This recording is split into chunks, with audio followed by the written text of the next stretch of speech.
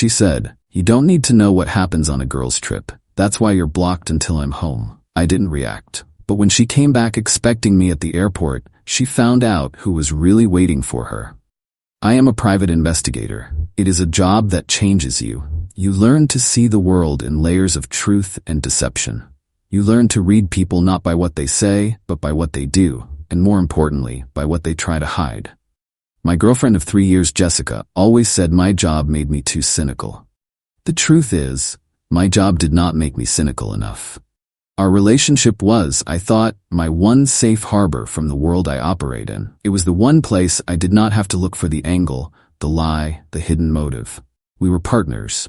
We lived in my house, a place I had bought and paid for with a decade of long nights and risky assignments. We had shared goals, a shared life. I trusted her. In my line of work, trust is the highest currency, and I had given her all of it.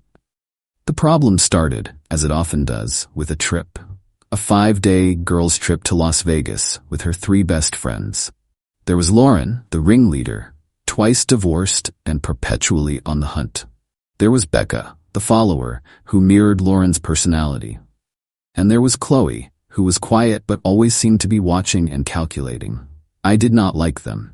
They were loud, superficial, and treated Jessica like their prized possession, constantly reminding her of the wild days she had before she met a boring, stable guy like me. A few days before the trip, I was helping Jessica pack. I asked for her flight details and the name of the hotel, just so I would have it in case of an emergency. She turned to me, a strange, hard look in her eyes. "You do not need to know that," she said. I was taken aback. "What do you mean? I just want to know where you are." She crossed her arms, and her voice took on a sharp, condescending tone. "It is a girls' trip, Mark. The whole point is to get away from everything, including you. You do not need to know what happens on a girls' trip. That is why you are blocked until I am home." I just stared at her, blocked. She was not just asking for privacy. She was declaring a 5-day blackout. She was drawing a line between her life and our life.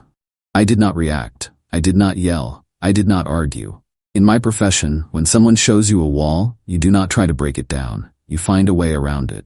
My mind, trained to see every angle, immediately went into professional mode. The boyfriend was gone. The investigator had just clocked in.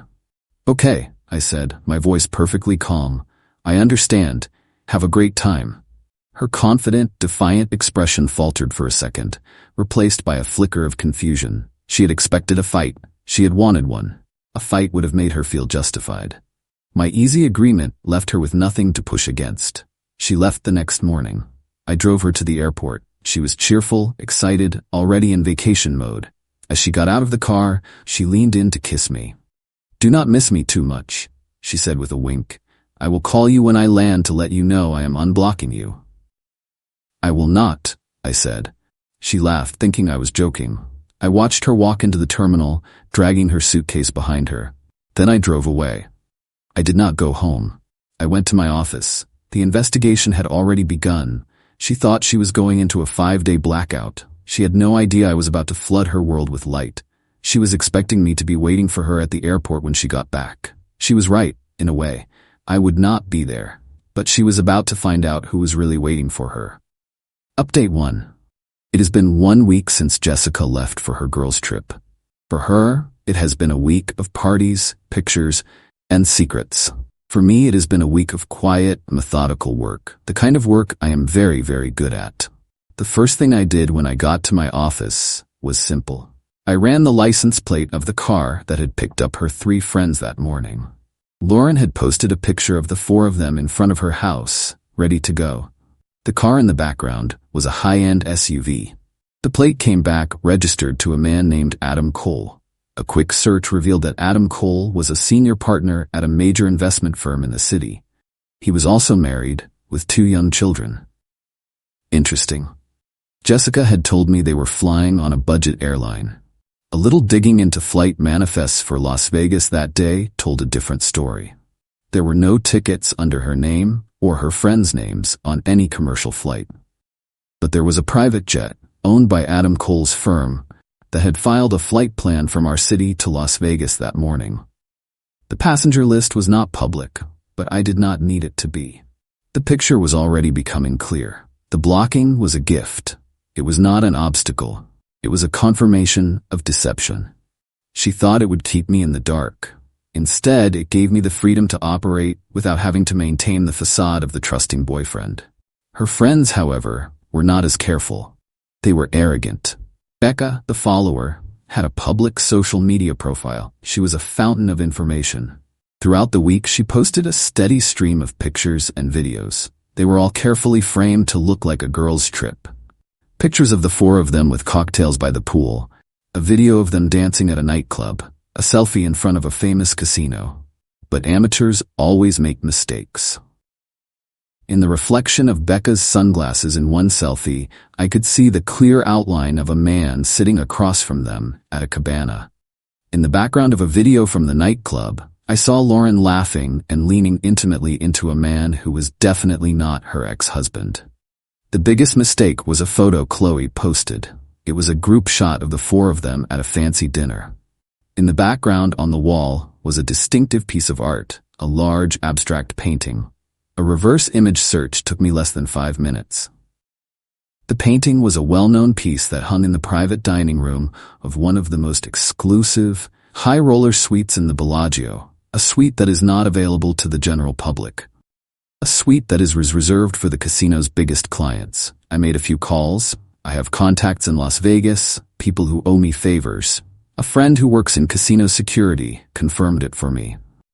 The suite was registered to Adam Cole. He was there for the week, hosting a group of clients, and his guests included 4 women. My girlfriend, Jessica, was one of them. This was not a girls' trip, it was a paid party. She was not on vacation with her friends. She was an accessory for a wealthy married man and his business associates. The entire trip, the secrecy, the blocking, it was all a cover for a life she was living that I had no part in. The final piece of the puzzle was the most painful. In one of Becca's videos, I saw Jessica in the background. She was laughing, holding a drink, and she was talking to a man. I could not see his face clearly, but there was something familiar about him. I isolated the audio, cleaned it up, and ran it through a voice analysis program. It was a long shot, but I had to know. The program matched the voice pattern to a sample from my own database. The voice belonged to a man named Scott, her ex-fiancé. The man she had told me she despised. The man she said had cheated on her and broken her heart. He was one of Adam Cole's clients. The entire thing was a lie. A complex, layered, and deeply insulting lie. She had not just gone on a trip without me. She had gone on a trip to be with another man, funded by a different man, all while pretending to be with her friends. My course of action was clear. This was not a situation that required a conversation. It required a consequence, a public, undeniable, and life-altering consequence. I started with Adam Cole's wife, Catherine. I ran a background check on her. She was a respected pediatrician, a mother, a woman who seemed to have no idea what her husband was doing on his business trips. I did not contact her directly. That was not my place. But I compiled a file, a neat, digital package containing the flight plan of the private jet, the hotel suite registration, and the photos from social media, including the ones showing her husband with Lauren. I sent the file to a reputable divorce attorney in her city, along with an anonymous note. You might want to show this to your client, Catherine Cole. It seems her husband's business trips are more eventful than she knows. Next, I dealt with Scott, the ex-fiancé. He was a real estate developer. He was also, according to public records, in the middle of a messy business dispute with his former partners. I have a friend who is an investigative journalist. I sent him an anonymous tip about a real estate developer who funds his lavish lifestyle and his trips to Las Vegas with other people's money. I included Scott's name and some details about his business dealings that were not hard to find if you knew where to look. Finally, I prepared for Jessica's return. She was due to land on Sunday afternoon. She had texted me from a friend's phone a few days ago, a brief, cheerful message. Having so much fun. Can't wait to see you. Pick me up at 3 p.m. on Sunday. I will unblock you when I am on the plane. I replied with a simple, okay. She was expecting me. She was expecting a hug, a kiss, and a quiet drive home where she would tell me a series of carefully edited stories about her trip. She had no idea what was actually waiting for her. I found the one person who had more of a right to be at that airport than I did.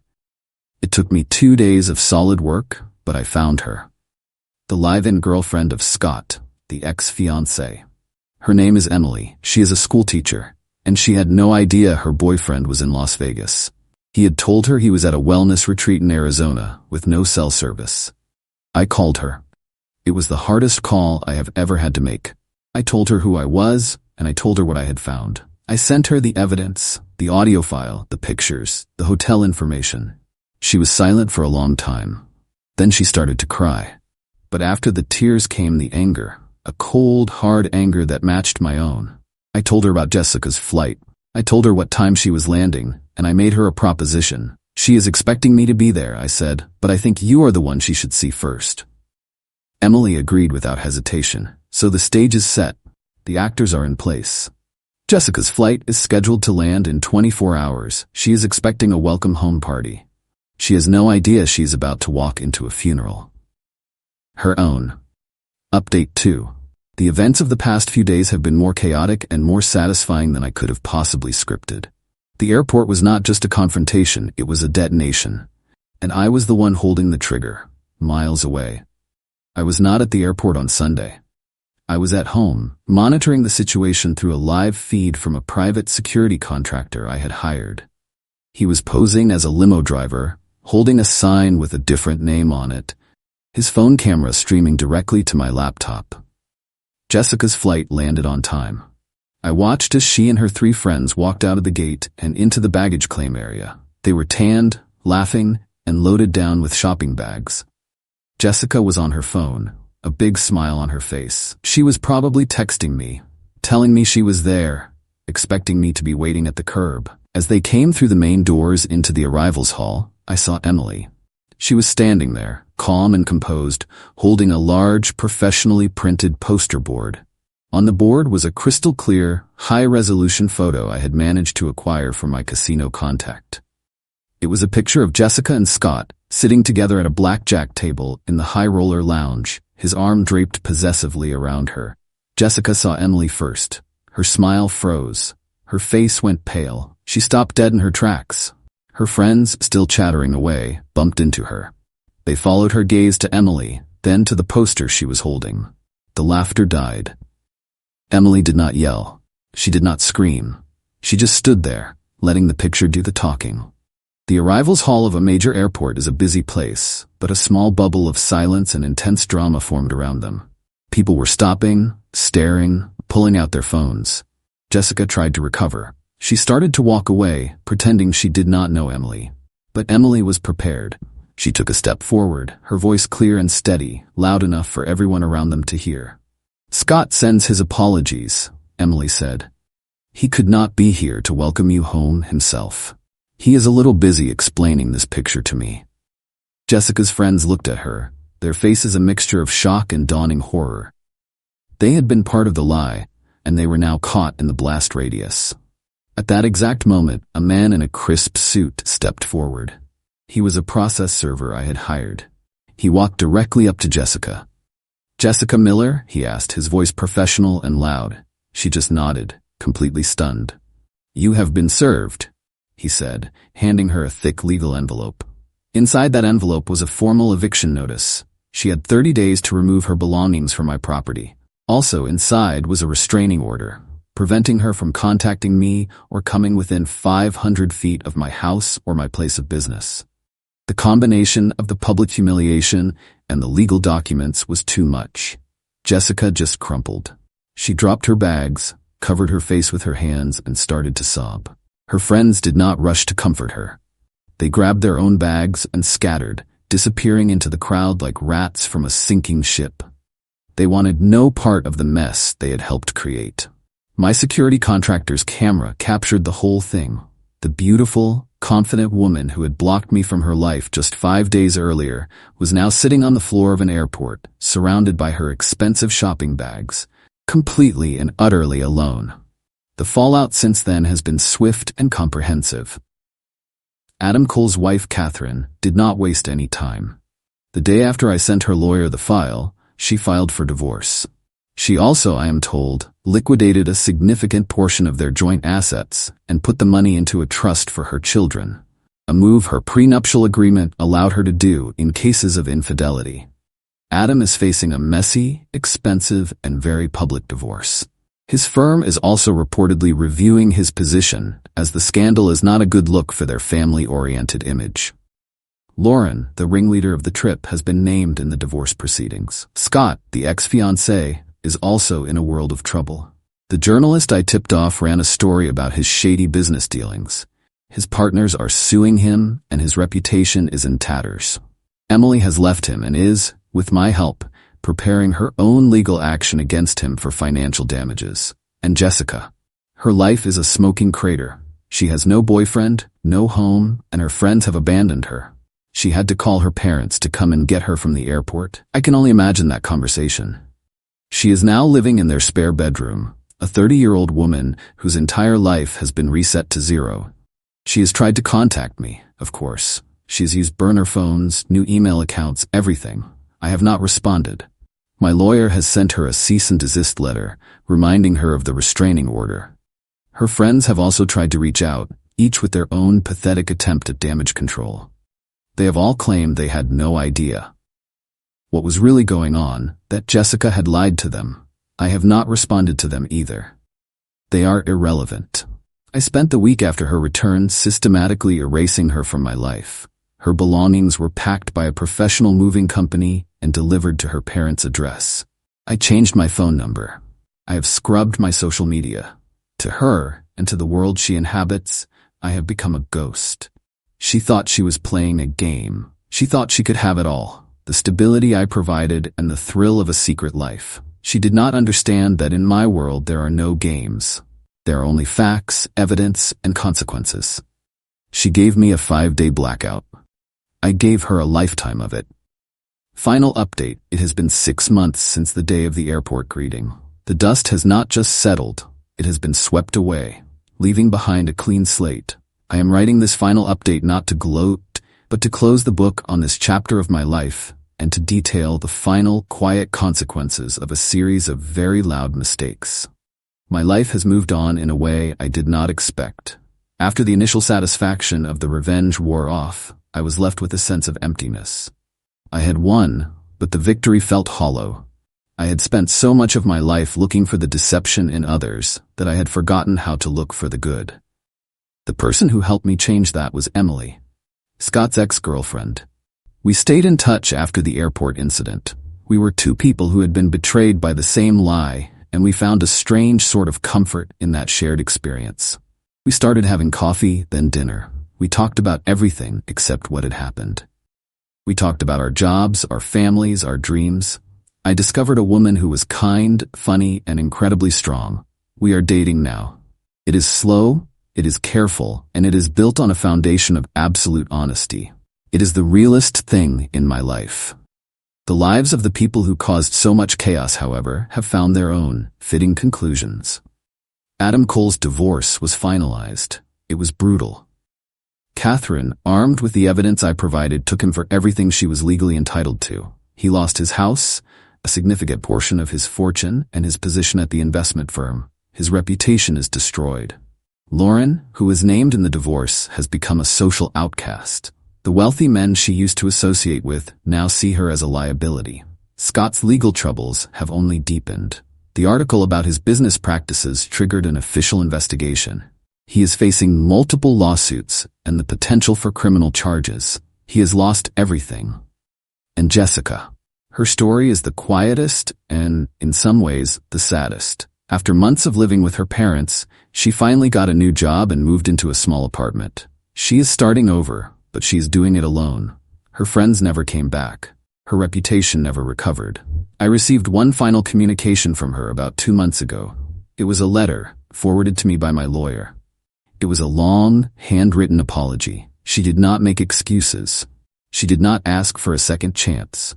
She just owned it. She wrote that the public humiliation at the airport was the worst day of her life. But it was also the day she finally saw herself for who she was. A person who valued the attention of others more than the love of one. She wrote that she was in therapy. and that she hoped one day to become someone she could be proud of. She ended the letter by saying that she did not expect forgiveness, but that she was truly sorry for the pain she had caused me. I read the letter, and for the first time I did not feel anger or satisfaction. I just felt a sense of closure. I believe her apology was genuine, but I also believe that some things once broken cannot be put back together. My revenge was not just about exposing a lie. It was about forcing a group of people who lived in a world of illusion to face a moment of undeniable truth. The airport was a stage, and on that stage, they were all forced to take off their masks. What was left was not pretty. I do not think about them anymore. My life is full. I have a partner I trust, a business I am proud of, and a sense of peace I have not felt in years. I still see the world in layers, but now I am better at seeing the good along with the bad. Jessica thought she could block me out for 5 days. She did not realize that in doing so, she was giving me the space to build a new firewall, one that would protect my life from her kind of chaos forever. And behind that wall, everything is quiet, everything is safe, and everything is real.